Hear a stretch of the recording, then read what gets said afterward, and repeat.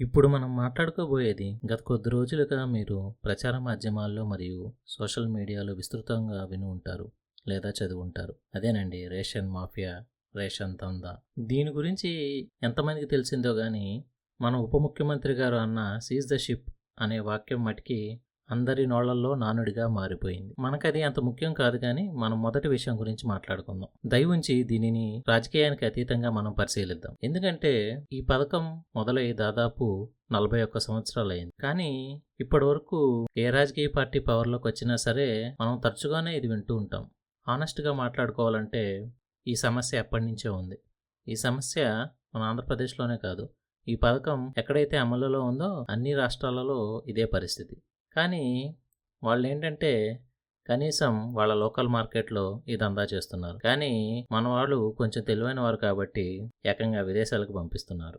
ఈ ₹2 బియ్యం అనే పథకం నందమూరి తారక రామారావు గారు 1983లో దీనిని తీసుకుని వచ్చారు. రాజకీయ నాయకులకి సమస్యలు తెలుస్తాయో లేదో కానీ ఏదైనా పథకాలు ప్రజలలో బాగా వెళ్తుంది అంటే అది మటుకి వారు పవర్లోకి వచ్చిన తర్వాత కొనసాగిస్తామనే వారు చెప్తారు.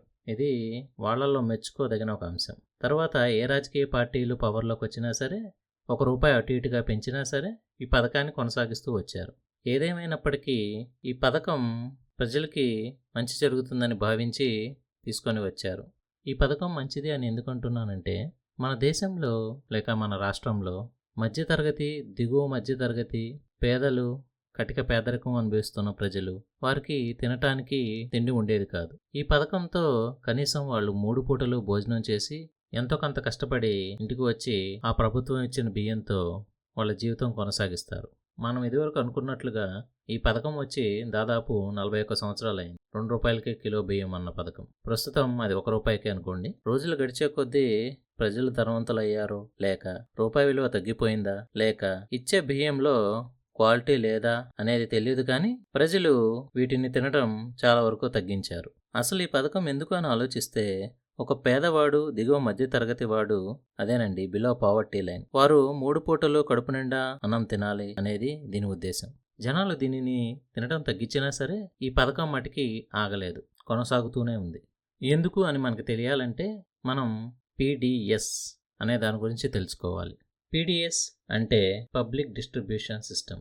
అదేనండి తెలుగులో ప్రజా పంపిణీ వ్యవస్థ. ఈ వ్యవస్థ స్టేట్ గవర్నమెంట్ మరియు సెంట్రల్ గవర్నమెంట్ ఇద్దరి సహకారంతో ముందుకు వెళ్తుంది. ఈ వ్యవస్థ దేనికి ఉందంటే మన భారతదేశంలో పేదవారికి తిండి కొరత ఉండకుండా తక్కువ ధరలో వారందరికీ బియ్యం అందించడానికి లేదా నిత్యావసర సరుకులు అందించడానికి ఈ వ్యవస్థ చాలా దోహదపడుతుంది. సెంట్రల్ గవర్నమెంట్ విభాగంలో ఫుడ్ కార్పొరేషన్ ఆఫ్ ఇండియా అనే సంస్థ ద్వారా ఈ పథకాన్ని నడుపుతుంది. అదే స్టేట్ గవర్నమెంట్కి వస్తే ప్రతి స్టేట్కి సివిల్ సప్లైస్ కార్పొరేషన్ లిమిటెడ్ అనే సంస్థ ద్వారా ఇది ముందుకు సాగుతుంది. స్టేట్ గవర్నమెంట్ విభాగంలో ఈ సంస్థ ఏం చేస్తుందంటే ఏదైతే ఈ నిత్యావసర వస్తువులు ఉన్నాయో వాటికి సంబంధించిన రవాణా గురించి కానీ నిల్వ గురించి కానీ వాటిని ప్రజలకు ఎలా చేరవేయాలి అన్న దాని మీద పనిచేస్తుంది. ఇంకా ఈ విభాగం ఏ ఏ కుటుంబాలు ఈ పథకానికి అర్హులో నిర్ణయించడం, రేషన్ కార్డ్స్ ఇష్యూ చేయడం, రేషన్ షాపులని పర్యవేక్షించడం, వాటినే ఫెయిర్ ప్రైస్ షాప్స్ అని అంటారు. ఇప్పటి వరకు ఈ పథకంలో ఎవరెవరు భాగస్వాములు, ఏ ఏ సంస్థల ద్వారా స్టేట్ గవర్నమెంట్, సెంట్రల్ గవర్నమెంట్ ఈ పథకాన్ని నడిపిస్తుంది అనేది తెలుసుకుందాం. అసలు ఈ బియ్యం ప్రజల దగ్గరికి ఎలా చేరుతుంది అనేది గమనిద్దాం. ఇది 2 స్టేజెస్లో జరుగుతుంది. మొదటి స్టేజ్లో ఫుడ్ కార్పొరేషన్ ఇండియా లేదా మిల్లుల నుంచి MLS అంటే మండల లెవెల్ స్టాక్ పాయింట్స్కి చేరుతుంది. ఈ మిల్లుకి ఎక్కడి నుంచి వస్తాయంటే రైతుల దగ్గర నుంచి వాళ్ళు సేకరిస్తారు. అంటే మొదటగా మిల్లుల దగ్గరికేమో రైతుల నుంచి వస్తుంది, అలాగే ఫుడ్ కార్పొరేషన్ ఇండియాకి వివిధ సంస్థల ద్వారా వస్తుంది. రెండవ స్టేజిలో మండల్ లెవెల్ స్టాక్ పాయింట్స్ నుంచి ఫెయిర్ ప్రైస్ షాప్స్కి వెళ్తుంది. అదే మన రేషన్ షాపులకి చేరుతుంది. ఎప్పుడైతే ఆ బియ్యం రేషన్ షాపులకి చేరుతుందో ఒక నిర్దిష్టమైన సమయంలో ప్రజలు వెళ్ళి ఆ రేషన్ షాప్ దగ్గర నుంచొని వారికి ఎంత అయితే అవసరమో అంత తీసుకుంటారు. నాకు తెలిసి ప్రతి మనిషికి 5 కేజీలు అనుకుంటా. రేషన్ షాప్ని ఎవరు నడుపుతారంటే డీలర్స్ నడుపుతారు. ఫుడ్ కార్పొరేషన్ ఇండియాకి సంబంధించిన వేర్ హౌస్లు కొన్ని ఉంటాయి ప్రతి జిల్లాలో, ప్రతి రాష్ట్రంలో కూడా. ఒకవేళ స్టాక్ నిల్వ చేయాలంటే అడిషనల్గా మనం వేర్ హౌసెస్ని తీసుకోవచ్చు. మన ఆంధ్రప్రదేశ్ రవాణాకు సంబంధించిన వెబ్సైట్లో ఉంటాయి. కొన్ని జిల్లాలలో ఈ ధాన్యాలను డైరెక్ట్గా ఎఫ్సిఏ గోడౌన్స్ నుంచి రేషన్ షాపులకి తీసుకువెళ్ళొచ్చు. అది ఎప్పుడు అంటే ఆ రెండింటి మధ్య దూరం 25 కిలోమీటర్లు ఉన్నప్పుడు. మీరు కనుక ఈ ప్రాసెస్ని దగ్గరగా గమనించినట్లయితే మొదట ఫుడ్ కార్పొరేషన్ ఇండియా నుంచి మండల్ లెవెల్ స్టాకింగ్ పాయింట్స్కి, మండల్ లెవెల్ స్టాకింగ్ పాయింట్స్ నుంచి రేషన్ షాపులకి బియ్యం వెళ్తున్నాయి. అంటే ఒక చోట నుంచి ఇంకొక చోటకి వెళ్తున్నాయి. అలాంటప్పుడు మనం ఎంత జాగ్రత్త తీసుకోవాలి దీని గురించి తర్వాత మాట్లాడుకుందాం. మన Andhra Pradesh civil supplies corporation limited కార్పొరేషన్కి 439 మండల లెవెల్ స్టాక్ పాయింట్స్ ఉన్నాయి. ఈ 439 స్టాక్ పాయింట్స్లో 29 స్టాక్ పాయింట్స్ జీసీసీ హ్యాండిల్ చేస్తుంది. మిగతా 410 స్టాక్ పాయింట్స్ కార్పొరేషన్ చేతుల్లో ఉంటాయి. ఎప్పుడైతే ఎక్కువ ఆహార ధాన్యాలు నిల్వ చేయాల్సి వస్తుందో దానికోసం ఎక్స్ట్రా గోడౌన్స్ మనం తీసుకోవచ్చు. ఇప్పుడు స్క్రీన్ మీద కనుక మీరు గమనిస్తే ఒక టేబుల్ ఉంటుంది. ఆ టేబుల్లో మనం ఈ పీడిఎస్ స్కీమ్లో ఏ లెవెల్స్ ఉన్నాయో చూడవచ్చు. మొదటిది బిలో పావర్టీ లైన్, దిగువ పేదరికం. వాళ్ళకి కేంద్ర ప్రభుత్వం 87,674 మెట్రిక్ టన్నులు కేటాయించింది. ఈ కేటాయింపు నెలకి. దీని ధర క్వింటాకి 565 రూపాయలు, అంటే కేజీకి ₹5.65 పడుతుంది. జనాలకి మటుకి గవర్నమెంట్ సబ్సిడీ ఇచ్చి ₹1 అందజేస్తుంది. రెండవది అబోవ్ పావర్టీ లైన్, ఎగువ పేదరికం. దీనికి 131,334 మెట్రిక్ టన్నులు కేటాయించింది. ఇది పింక్ కార్డ్ హోల్డర్స్కి సంబంధించింది. దీని రేట్ కనుక మీరు చూసినట్లయితే సెంట్రల్ గవర్నమెంట్ దీనిని ఒక క్వింటాకి ₹830 నిర్ణయించింది. అంటే కేజీ ₹8.30. ప్రభుత్వం దీనిని మనకి ₹9 అందజేస్తుంది.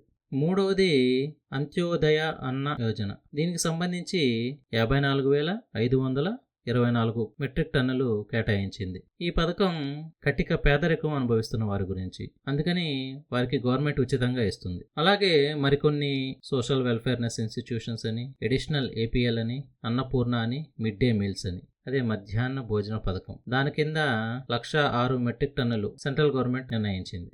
మీరు కనుక మొత్తం గమనించినట్లయితే అన్నీ కలిపి 3,32,083 మెట్రిక్ టన్నులు సెంట్రల్ గవర్నమెంట్ దీనిని నిర్ణయించింది. మనం కనుక నెంబర్స్ పరిశీలిస్తే ఈ పథకం మీద స్టేట్ గవర్నమెంట్ మరియు సెంట్రల్ గవర్నమెంట్ రెండు ప్రభుత్వాలు చాలా ఖర్చు పెడుతున్నాయి. సరే, అంత ఖర్చు పెడుతున్నాం, అది అసలైన పేదవాడికి వెళ్తుందా లేదా అనేది ఎవరు చెక్ చేయాలి? వీటిని నడుపుతున్న సంస్థలే కదా, అవి సరిగ్గా చేస్తున్నాయా?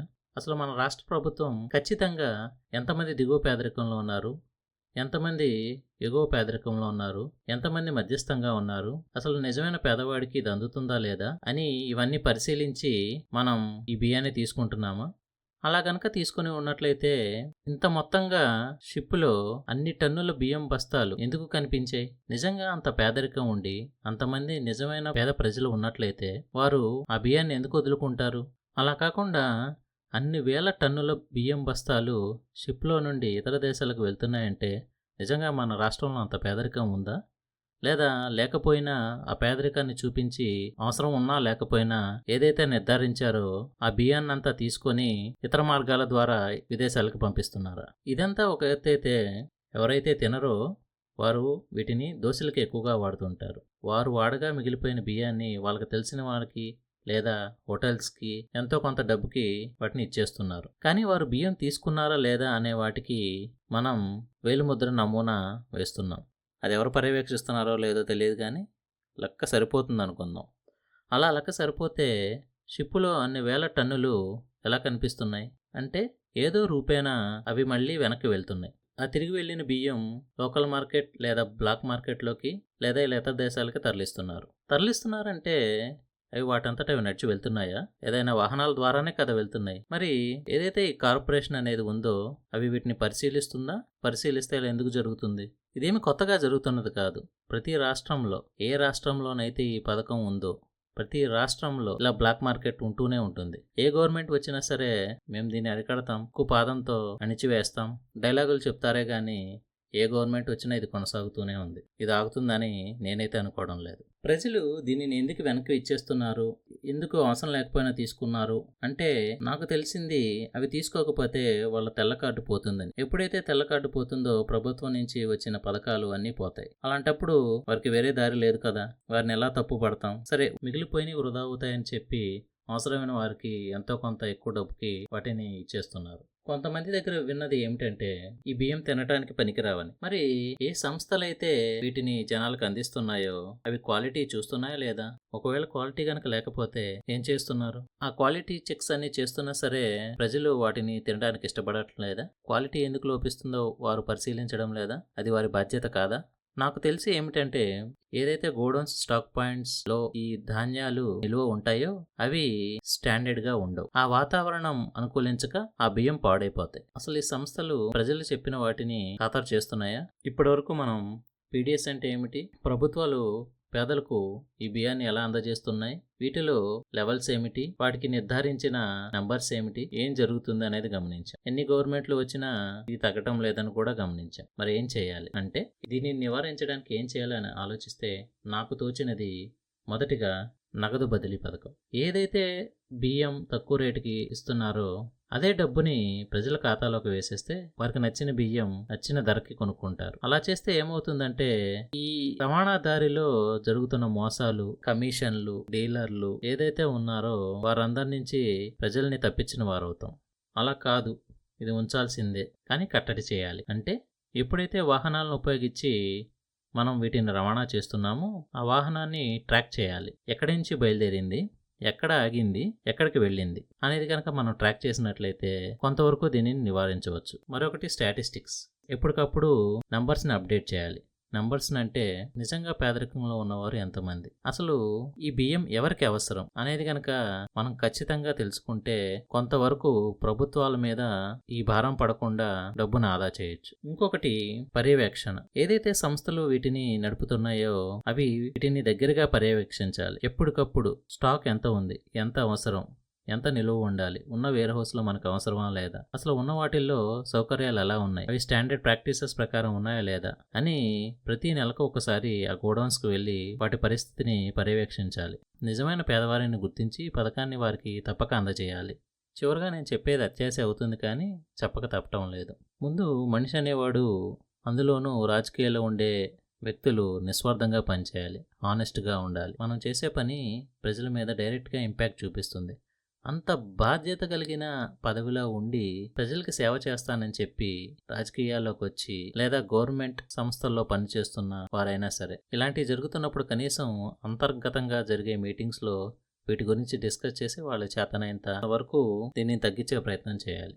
పూర్తిగా నిర్మూలించలేము అనుకోండి, కనీసం ప్రయత్నం అయితే చేయాలి. అది చేస్తారని ఆశిస్తూ నమస్తే.